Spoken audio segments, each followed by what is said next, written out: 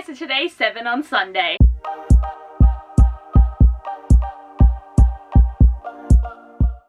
We did the anti-TBR video theme, and this week we are doing anti-buzzwords. A while ago there was a theme of buzzwords, which are words that you can hear that describe a book that you will instantly pick up that book because that word's in it. And now we're going to talk about the anti-buzzwords, where if I hear a book related to these words, I'm going to be less inclined to read it, and I would definitely have lower expectations because I don't want to have to sit through these things. And also, so you know, 7 on Sunday is run by Grace from G Swizzle Books, which she is always linked down below, as well as the Goodreads page where you can see future topics and have discussion and even give ideas for new themes so that you can be included in the process as well. But I'm so excited for this theme, and we've had some negative ones, but I don't mind letting out a little bit of anger for these videos because I love the themes that Grace picks, and these ones have been amazing this month. So my first word is pregnant, because if a book is going to involve a pregnancy, it's not going to be about the romance, it's going to be about the ability for the man to be a father, because that generally seems to be the theme of the men not knowing if they can do it,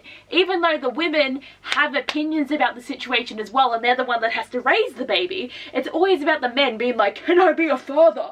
And it's always boring AF. Now, there is some exceptions where I don't mind if it's like a fantasy series where we've already been with the characters for multiple books and the next course of their lives are having a baby and we get to see them have a baby, and it's actually really fun and exciting, and there is a few series that have done this where I really appreciate it. Or in a contemporary where you get to the Abbeyleec like 5 years later and they have kids.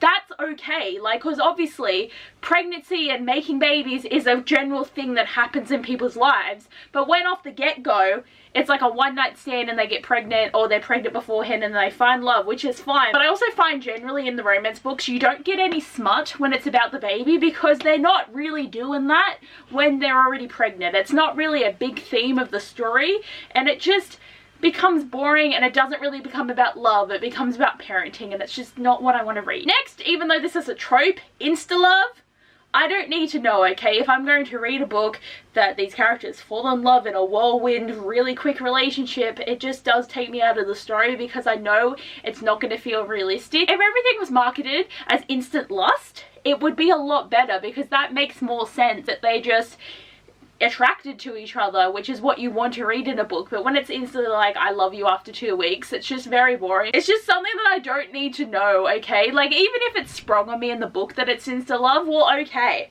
But like, when I know beforehand, I always have lowered expectations and I can't read the book seriously anymore because I know it's gonna feel fake. Okay, this is an anti-buzzword that isn't actually something that you're going to get described to you, but it irks me. Because when you're in the, like, woes of passion, when men suddenly whip out the good girl, I hate it. I don't have a praise king. So every sex scene and love story where they're like, oh, you're a good girl, like, I have to close the book for multiple minutes before I can even get back to it because I hate it. I don't like it because it makes it seem like they are a child, and it is not okay, because that's what you say to a kid when you give them a gold scar, or a good boy, you know? So that, no, it's not romantic and I just don't like it. So it's definitely not a buzzword, but once I read it, I'm like, stop. Next, I want to talk about historical, because, like, yes,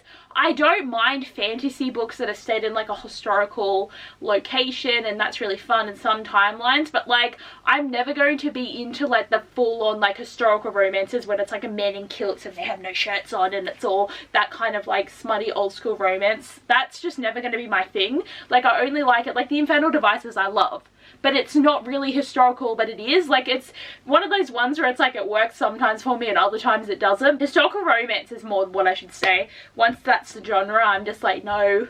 Like, I don't read them. I've never read one because I just know I'm not going to like them. It seems like too much of a romance contemporary genre. Like, I like my romances, I like my contemporary, but I'm just never going to want to read that. So instantly, once I know it's a historical romance, I'm like, no.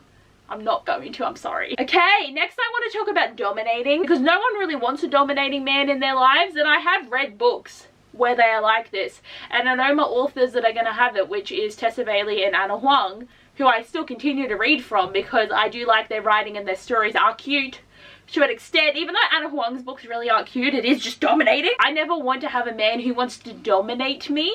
So why do I want to read about men who think that behavior is okay? And they act like women are objects that they own.